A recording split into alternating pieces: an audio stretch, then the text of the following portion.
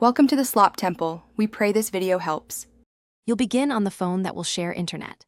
First, confirm mobile data is on and tethering is permitted by your carrier. Then open hotspot settings. On Android, go to Network and Internet, right arrow hotspot and tethering. On iPhone, open Personal Hotspot.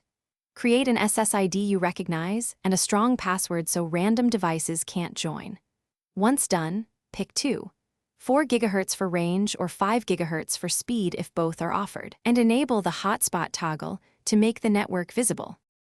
Now, on the device that needs internet, scan Wi-Fi networks and select the hotspot SSID you just created. Enter the password carefully and wait for a secure association. You should see an IP address assigned. If Wi-Fi signal is weak or unstable, connect via USB tethering for direct wired access, or pair both phones over Bluetooth and enable Bluetooth tethering.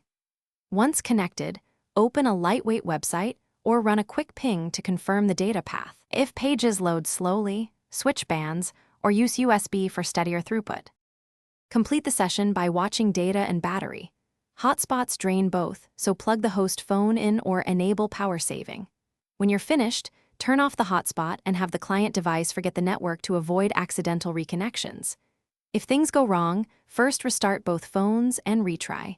Next, check carrier settings or APN restrictions that can block tethering.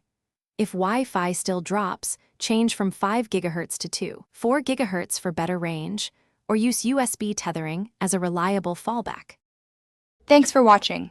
Consider subscribing if we helped you.